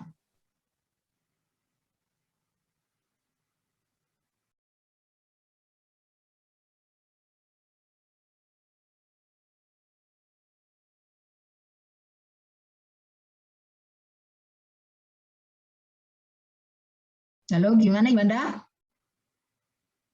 Halo. Iya, Bu. Ini sudah saya buka, Bu. Oke, ya coba ditampilkan. Itu penelitiannya Febi. Jadi saya sekarang sedang proses publikasi. Jadi ada beberapa mahasiswa itu topiknya hampir sama. Saya jadikan satu untuk jadi publikasi ke jurnal jurnal internasional sih. Sudah submit ya, tinggal menunggu review. Ini saya nyoba share screen nggak bisa, Bu. Nggak bisa dah. Iya, saya pakai HP soalnya, Bu. Laptopnya Oh ya rusak. itu pakai handphone. Ini kan bisa nih kan? Ini kan pakai laptop atau handphone. Halo Niken. Iya, Bu. Anda pakai apa? Ini saya pakai laptop. Bisa share? Sebentar.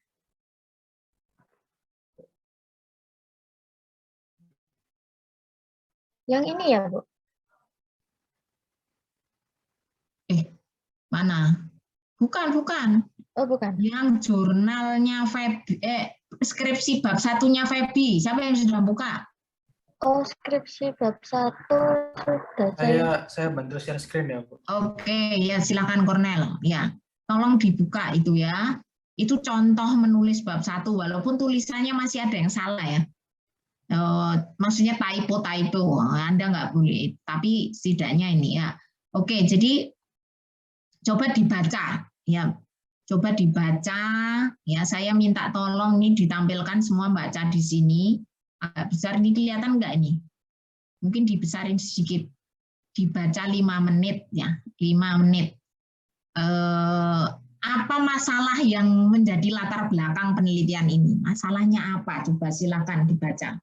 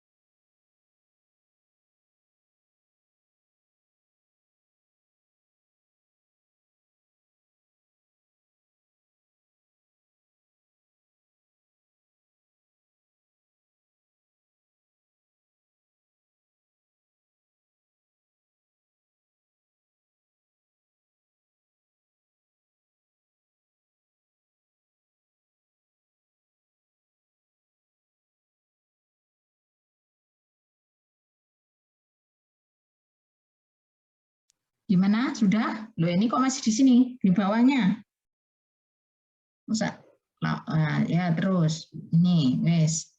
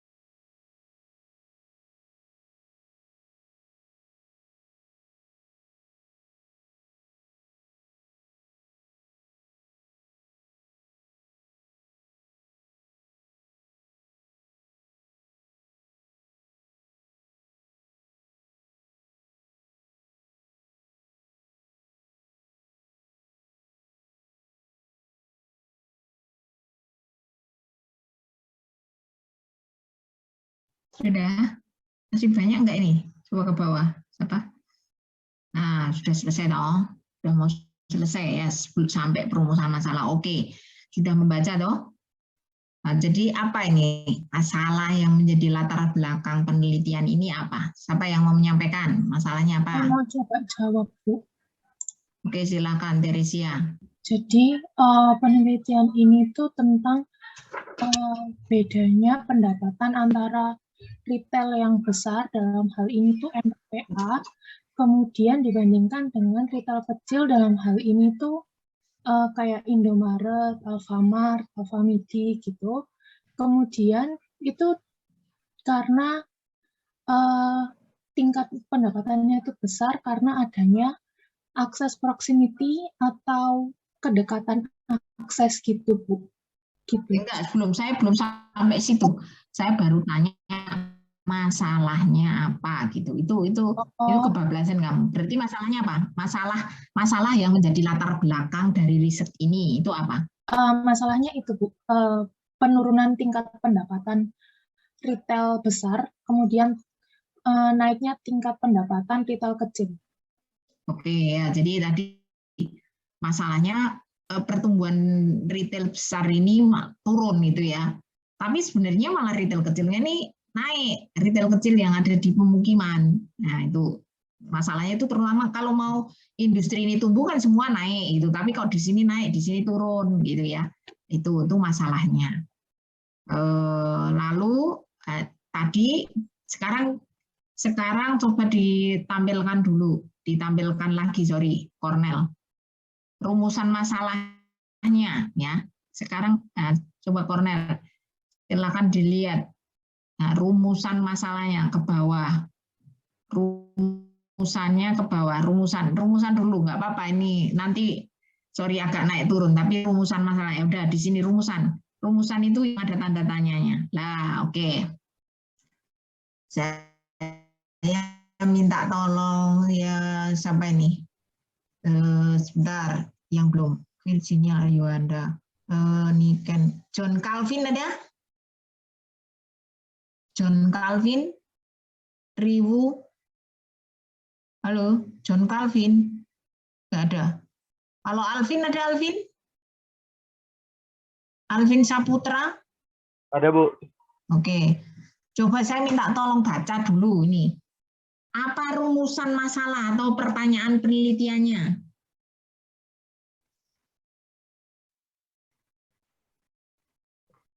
Pertanyaan penelitian yang di sini loh. Itu ada 3 tuh. Ya. Iya, Bu. Apa?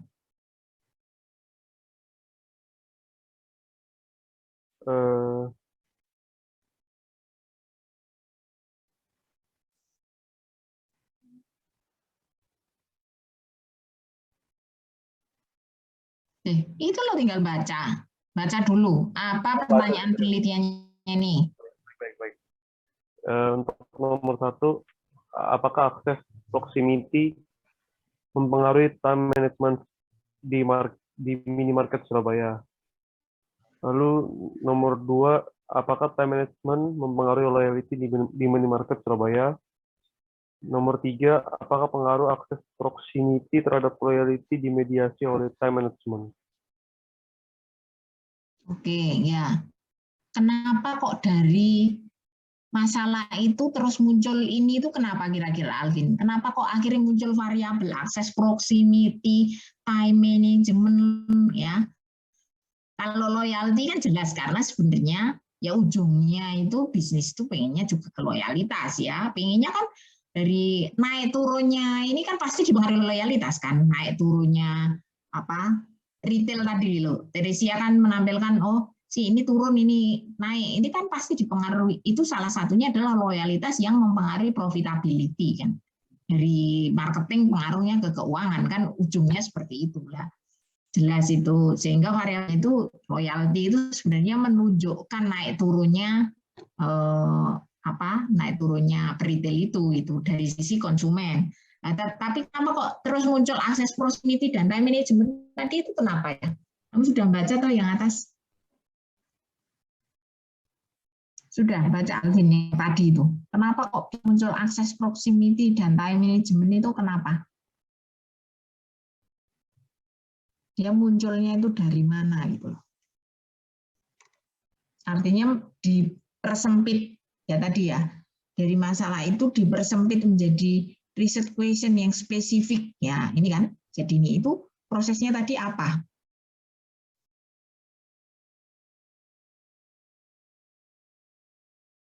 Apa menurutmu, Alvin?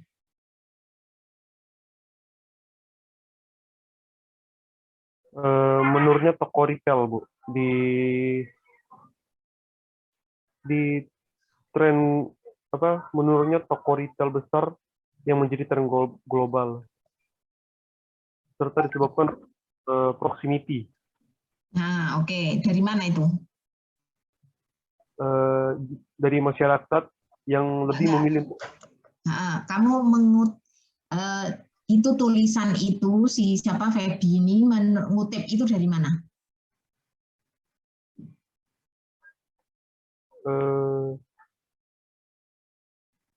Nielsen, iya. AC Nielsen. Gimana, Bu? Enggak, bahwa fenomena menurunnya itu karena proximity itu Feby itu mengutip dari mana? Mengutip dari apa? Pendapatan usaha MPPA Retail Group. Loh, masuk itu coba naik, sorry, Cornel naik lagi. Coba di Ctrl F tulis tulis Nielsen. Anda tahu toh mencari kata toh? Ctrl F. Nah, ini sudah nih ya. Nielsen. Oh ya, Nielsen. Ini menurut Nielsen, ini loh, menurut Nielsen ya. Menurut Nielsen, Nielsen itu konsultan bisnis gitu ya, AC Nielsen. Itu salah satu data yang bisa diakses juga. Apa sih disampaikan bahwa toko retail besar menjadi turunnya toko itu disebabkan karena proximity. Proximity itu terkait dengan kedekatan, di mana masyarakat lebih memilih belanja ke tempat yang dekat dengan tempat tinggalnya, apalagi belanja yang harian ya. Itu jadi itu salah satu preliminary studi ya. Jadi harus atau perlu ada bridging dari masalah ke research question. Jadi spesifiknya itu apa? Makanya karena pertanyaan yang biasanya ditanyakan di skripsi itu kan gini. Ya terlepas logikanya memang harus nyambung ya. Kalau dari sisi praktis, dari sisi manajerial, antara masalah dengan research question itu harus menjadi lebih spesifik karena apa? Agar penelitian ini memang memecahkan masalah, agar solutif. Kalau kayak tadi kalau salah kan misalnya tadi turunnya loyalitas karyawan yang terbaik. Lalu Anda salah membuat research question, akhirnya solusinya memberi gaji kan nggak solutif. Ya toh, dari sisi manajerial kayak gitu. Dari sisi akademis ya, ya itu memang biasanya kalau nanti Anda skripsi juga ditanya, kalau masalahnya seperti ini, kenapa yang Anda teliti variabel ini? Apa relevansi variabel terhadap masalah ini? Itu biasanya menjadi pertanyaan. Nah, maka perlu ada bridging. Salah satu bridgingnya yang bisa dilakukan adalah misalnya Anda dari media sosial tuh nyari apa sih yang menyebabkan turunnya ini. Nah ini salah satunya dia menyebutnya proximity retail ya, masalah kedekatan. Lalu si Feby ini juga mencari dari jurnal. Coba ke bawah, Cornel, ke bawah ya. Coba ke bawah lagi yang terkait ini nih loh, ini stop keterusan kayaknya Bergada atau siapa itu saya lupa ya. Gainet, coba stop ya. Bergada dan ini harusnya ya. Del Bujia itu melihat bahwa kedekatan ya terkait, jadi Belgada dan Bujia ini adalah riset sebelumnya yang meneliti terkait proximity. Jadi loyalitas di toko itu dipengaruhi oleh proximity, dan proximity itu tidak hanya fisik tapi juga imaterial. Jadi misalnya menurut penelitiannya ya ini menurut jurnal itu misalnya kedekatan kedekatan sosial, kedekatan misalnya keramahan karyawan itu juga termasuk proximity. Itu yang dicantumkan di dalam riset ini gitu. Jadi poin saya adalah untuk sampai ke riset question itu perlu preliminary study yang bisa lihat dari data di media sosial, atau bisa data dari organisasi, atau bisa, dan juga dari literatur riset sebelumnya. Jadi kalau kita bicara literatur itu bukan hanya di bab 2 aja sebenarnya, tapi di bab 1 itu sudah mulai ada. Ya walaupun mungkin belum dalam, tapi setidaknya oh saya mau meneliti masalah ini berarti terkait apa ya, apa yang pernah diteliti sebelumnya ya, sehingga riset question-nya itu lebih visible untuk diteliti gitu. Sampai di sini ada pertanyaan enggak? Saya berpikir mungkin tidak mudah bagi saya ya. Bagi saya menjalani ya, bagi saya itu suka riset dan saya membimbing itu sudah bertahun-tahun. Yang paling sulit itu di bab 1 memang. Bab 1 selesai itu sudah agak lega gitu ya. Bab 1, bab 2 itu yang sulit di hipotesis ya. Bab 3 itu kan ya membahas ini. Tapi kalau bab 1 sudah selesai itu biasanya 2-3-nya cukup nggak terlalu sulit lah. Gitu. Karena bab 1 itu bagi saya itu yang pertama kali akan dibaca oleh penguji. Ya, penguji itu batas waktu membaca tidak banyak, tapi bab 1 biasanya akan dibaca, dan ini yang mendasari kenapa Anda melakukan penelitian ini. Maka pertanyaannya pasti mulai dari bab 1. Masalahnya apa sih? Kenapa masalah ini, variabel ini yang diteliti? Kalau masalahnya ini, ya tadi masalahnya masalah penurunan retail besar, kenapa yang diteliti masalah proximity? Oh, karena si ini mengatakan ini, penelitian sebelumnya juga mengatakan ini. Nah, gitu. Jadi itu maksud saya. Jadi dari masalah ke riset question ya, itu ada preliminary study dari jurnal bisa, atau dari tadi yang saya sampaikan, bisa dari media sosial, bisa dari wawancara ya, bisa dari bahkan ada yang dari survei sedikit 10 orang ditanya, ada juga yang seperti itu gitu ya. Itu. Sampai di sini ada pertanyaan enggak? Nah, tugas Anda, kalau tidak ada pertanyaan, bisa ditutup. Terima kasih, Cornel. Ya, tugas Anda nanti itu ada 2, ya. Tugas pertama itu kelompok. Jadi saya melampirkan 2 jurnal di Bella. Mungkin saya masih hide. Tugasnya itu dibuat tabel aja, ya. Ini jurnal, judul jurnalnya apa, ini tugas kelompoknya, tapi nanti mengumpulkannya semua kan ngumpulin, jadi jadikan satu dengan tugas individu. Ini tugasnya simpel aja, membaca. Baca apa? Kalau pusing baca introduction-nya aja. Ini belajar membaca introduction. Masalah di jurnal itu apa sih? Lalu riset question-nya apa? Masalah di jurnal kedua apa sih? Lalu riset question-nya apa? Gitu ya. Lalu yang tugas individu ini kan kelompok nih. Individu, coba Anda amati masalah yang kira-kira akan jadi topik skripsi Anda. Amati masalah. Saya itu mau terkait online retail, terkait brand, terkait apalah. Coba amati masalahnya itu apa. Syukur-syukur ada datanya. Ya kalau nggak ada datanya masalahnya dulu lah gitu. Ya. Masalahnya apa dan kira-kira yang mau saya teliti itu riset question-nya apa? Ini masih sangat dangkal ya, tapi nggak apa-apa, dicoba aja. Mungkin dari Anda bingung nanti terus buka-buka jurnal dan seterusnya, walaupun kita bicara belajar mencari jurnal baru minggu depan ya, tapi kan saya sudah lampirkan dan Anda juga bisa aja mencari, karena untuk mencari riset question itu mungkin perlu membuka jurnal-jurnal yang terkait topik yang mau diteliti. Nah, di Bella, ya itu nanti saya show ya, ini masih hide, topik-topik skripsi di setiap rumpun. Ya, jadi silahkan nanti saya tertarik dengan masalah kepemimpinan di masa COVID, Bu, ada soal krisis leadership. Kenapa? Karena ada masalah, misalnya apa? Kalau terkait COVID kan banyak, walaupun tidak harus COVID ya, masalah itu tidak harus COVID.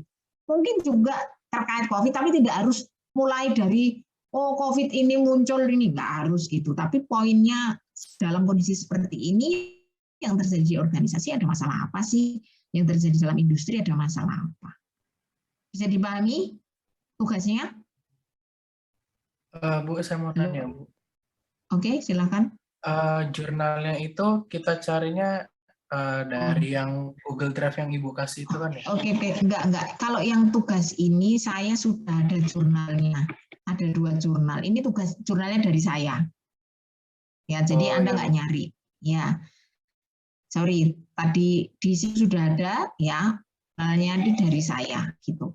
Jurnal yang di Google Drive itu ya refer aja. Kalau misalnya Anda butuh, nggak nemu, saya tertarik ini lalu, sorry, kan ini bisa dibalik ya. Yes. Kalau kita bicara ideal, itu masalah baru ke cari jurnal. Itu ini, tapi bisa juga saya pengen meneliti soal tadi misalnya, krisis leadership, kepemimpinan di masa krisis. Karena ini kan banyak yang krisis ya. Secara eksternal juga krisis, secara perusahaan juga krisis, karena banyak perubahan yang terjadi gitu ya. Kenapa ya? Nah, baru Anda cari masalahnya yang muncul itu apa sih sebenarnya? Bisa juga karena banyaknya perubahan menyebabkan terjadinya krisis di perusahaan yang tidak siap menghadapi perubahan. Yaitu, jadi Anda punya ide dulu, baru cari masalahnya. Ya boleh aja, silahkan seperti itu. Itu kadang kita juga seperti itu ya. Tapi boleh dari masalah dulu, baru ke research question, baru nyari jurnal ke research question. Bisa dipahami maksud saya? Halo? Oke, ya, oke. Jadi nanti dibuat satu file aja. Jadi kalau kelompok berarti satu kelompok sama, kalau individu nggak boleh sama, karena ini adalah cikal bakal skrip proposal yang mau Anda buat. Gitu. Bisa dipahami? Bu, mau bertanya, berarti tapi pengumpulannya disatuin aja dalam satu PDF ya? Iya, jadi satu lembar itu paling 1 halaman kan, 1-2 halaman itu. Ya, oke. Ada lagi? Oke, kalau tidak ada berarti ya cukup sekian untuk kuliah hari ini. Metodologi itu sifatnya juga banyak ke praktek ya. Jadi saya menjelaskannya nanti terlalu panjang, mungkin Anda juga nggak terlalu paham ya. Oh, tapi sekarang praktek aja. Ya, prakteknya pertama baca jurnal atau penelitian aja. Tadi kan sudah baca proposal penelitiannya kakak kelas Anda. Sekarang baca dari jurnal. Itu pasti di situ menunjukkan adanya masalah, lalu riset questionnya apa, ya. Pasti di situ Anda mengalami yang disebut dengan belajar preliminary research. Ya, Anda juga melakukannya untuk diri Anda sendiri. Nanti sebagai cikal bakal melatar belakang menulis skripsi. Bu, kalau nanti berubah gimana? Nggak apa-apa berubah, ya. Nggak apa-apa, nanti Anda di Medpen itu berubah-berubah, nggak apa-apa. Tapi ya jangan sering-sering. Karena kalau nggak apa-apa berubah, ya mungkin idenya. Persoalannya itu nanti jadi Anda tertinggal, teman-temannya sudah sampai hipotesis, Anda masih di bab 1, ngurusi masalah tadi, gitu ya. Nah, itu, tapi nggak apa-apa berubah. Prinsipnya sekarang ini nanti berubah lagi, nggak apa-apa. Oke, kalau nggak ada pertanyaan, saya rasa sekian dari saya. Kita bertemu lagi minggu depan, ya. Sabtu, mungkin Minggu ya, nanti saya rubah, Minggu terakhir submit. Ini kan Rabu, sorry, itu kan Senin ya. Senin malam ya, submit terakhir. Kalau Selasa malam itu saya nggak nutut ya, mau ngoreksi. Kayak tadi itu, kemarin salah tanggal ya. Senin malam, ya kalau ada sesuatu yang mau ditanyakan, tidak apa-apa lewat grup aja. Biar teman Anda juga membaca, ya kecuali yang sifatnya privat. Kalau tidak ada lagi pertanyaan? Kalau tidak ada, minta tolong Sinta untuk doa penutup. Sebelumnya minta tolong ketuanya Febri ya, apa Kornel untuk dokumentasinya. Ya Bu, bisa saya bantu.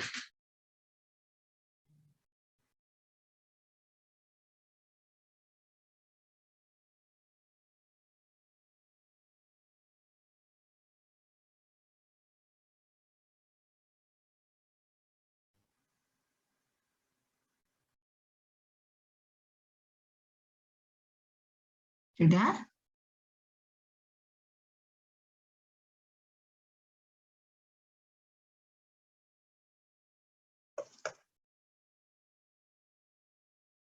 Sudah, Kornel? Sorry Bu, tadi saya commit. Oke, halaman pertama 3, 2, 1. Oke, halaman kedua 3, 2, 1. Ya, sudah. Oke, terima kasih. Kita doa dulu, Sinta, minta tolong. Tadi ada ya, Sinta? Iya, Bu. Ya, oke. Tolong pimpin doa penutup. Baiklah, sebelum kita mengakhiri perkuliahan pada siang hari ini, marilah kita berdoa. Berdoa menurut keyakinan masing-masing. Berdoa dimulai.